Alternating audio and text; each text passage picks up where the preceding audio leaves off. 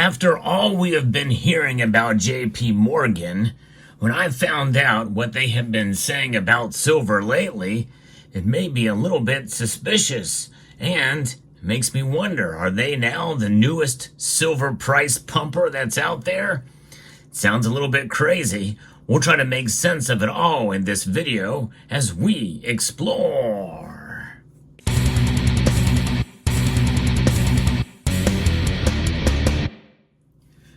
Many of you watching this channel know that I produce a lot of content. You may wonder where I get subjects for many of the videos that I post. Well, some of it comes from you. Will send me links to articles and the like.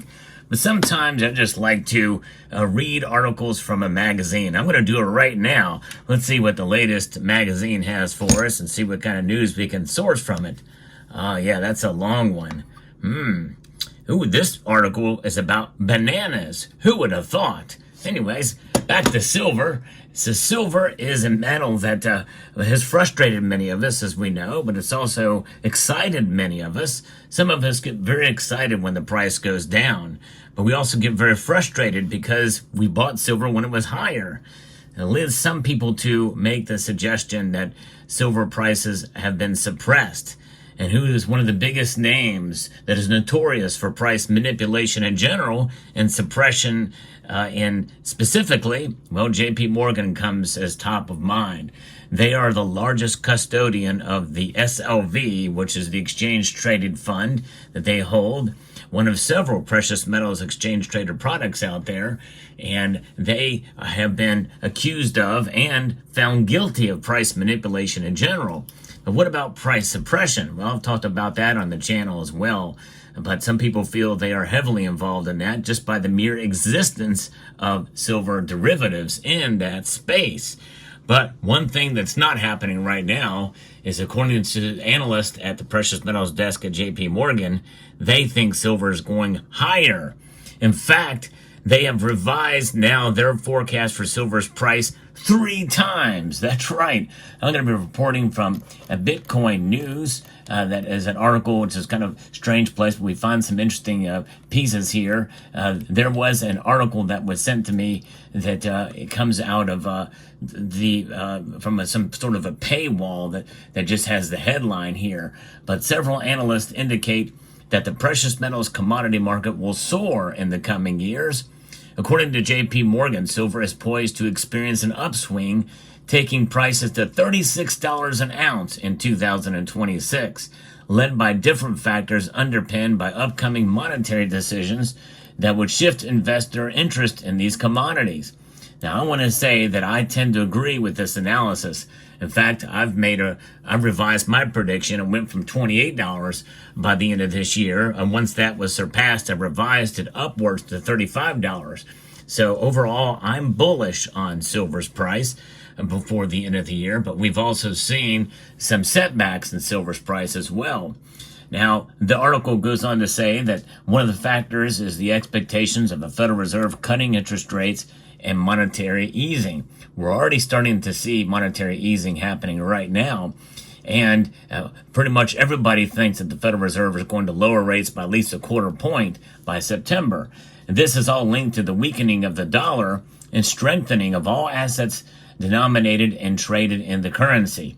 A more structural factor is related to the increase in silver demand derived from the metal applications for the technology industry, including solar panels, automotive products, and others that will keep requiring silver as material for their activities. That's industrial demand for silver, which is nuanced big time. That's part of the reason why some of the prices have been falling as well, too. And we know, speaking of the weakening of the dollar, we saw for the first time in a long time, in fact, I don't know that I've ever seen it drop this much, the dollar index. I did a video about that from information pointed out to me by another member of the community about the dollar's massive drop in one day, over 1% drop.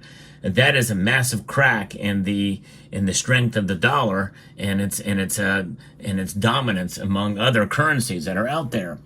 But the most important catalyst, according to this piece, to exacerbate the price upswing are the supply constraints created by the deficit and the difficulties the silver industry faces On the mining side, other experts have already warned that while demand has been steadily rising in the last years, supply has stagnated and prices have remained in the same range, creating a deficit in the market that is being covered by secondary above ground inventories, including futures markets and exchange traded funds. Silver market analyst Peter Krauth estimates that these inventories will end in 12 to 24 months, putting silver prices in a strong place to actually soar. And this timeline intersects with what JP Morgan foresees for silver markets. Now, I'm not sure that I completely buy that as well either. There's different organizations that give a little bit of conflicting reports about that. But even the most conservative of those say that the supply-demand difference is narrowing greatly. In other words, we very well could see a supply deficit in the coming years, even if it's not here yet. The silver deficit is calculated to reach 240 million ounces, while the industry can only produce 850 million ounces annually, is what they're saying there, according to some calculations. We don't know exactly how that will play out, but nonetheless, it is something that's quite interesting and fascinating to digest here. Now, when you think about all of these different things, about what's going on, especially when we have geopolitical shocks that are also making their way. In fact, as I record this video right now, we are awaiting a response from Iran to what Israel has done, and so we'll inside Tehran, and so that could move the needle big time with oil, and I think that's going to have an effect on gold and silver prices. You know, we don't talk about oil and gold and oil and silver, but there is some correlation there as a commodity, and supply constraints and disruptions because of geopolitical events. So that is something to keep in mind too. There's all the market is nuanced, and there's a lot of different factors that can weigh in on the price direction one way or the other for silver. So we'll keep that in mind as we await the news in the coming days to see what happens. Not only there with the geopolitical events, but just natural events, and we now have cracks in the economy starting to form with the weakening of the dollar and the employment situation not looking as great as it once was.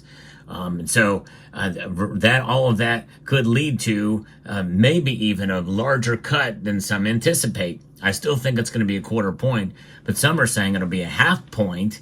Then later in the year, in November or December, another half point. Can you imagine if they cut it down a full point in the matter of a couple of months? I think gold and silver would react very strongly. And I think that if that does occur, well, we're already probably going to be seeing $35, $36, maybe before the year goes out for silver. And gold, forget about it. I think it blows past $2,500 and maybe even goes up to $2,600 if there's half point cuts between the two times they meet before the end of the year. But what about this idea, about JP Morgan making these, revising their calls, their predictions twice already? That's remarkable. This is the third time that they have changed their analysis now over the course. So two change of minds there, to now saying that it will be $36 an ounce. That is something. And it makes you wonder what kind of motivation there could be with that kind of call. Who knows? People question the motives, certainly of these big banks they're making these predictions. And of course, even if they say gold or silver rising, some people say there's something afoot there. They're saying they're encouraging people to buy at thinking that it's going to go up, and then they smack it right back down again to discourage you from continuing to hold precious metals and stack. And there are some people who have. I've seen it in the comments section of my videos where people have been frustrated, especially with silver, as volatile as it has been. And there's no question, there's no argument, it has been volatile. And that's not the message we tend to send with silver. It's volatile in terms of the price. And this is one reason why I'm giving you another or a different angle to think about silver. Not an excuse, because you can't make excuses for silver's price fluctuations. It is what it is. And but nonetheless, having wealth outside of the system and over the long course of time, we're talking years, silver indeed does preserve your wealth. But it only preserves your wealth in how you buy it. In other words, I must confess, you must be strategic when you buy silver. It's not just something you just buy and forget about. But really, in a sense, that is the strategy. When you think about it, when it's all said and done, really the impetus of what dollar cost averaging is you buy it and forget about it. You buy it and hold it. And then it averages out in the end. That's the idea of dollar cost averaging. You buy and hold, and when you average all the numbers together, you really should be preserving your wealth if you're buying consistently and based off of your own budget. And I like to take that a little bit further, a step further, where if the price were to spike up dramatically on the date that you set to make your purchase, well, maybe just not buy that day. Wait it out in the markets. Usually they correct. Now, not always, but usually they do correct. And maybe not buy during that time. And then if the price happens to just plunge, fall dramatically in a given point in time, well, you might want to pull the trigger then and maybe buy even a little bit more than usual if you can afford to do so to lower your dollar cost average. That is what I call enhanced dollar cost averaging. And so that's something, advice I would give to you as a buyer who is just a pure stacker. Indeed, yes, there are ways to do it and get some beautiful silver in the mix. So there you have it.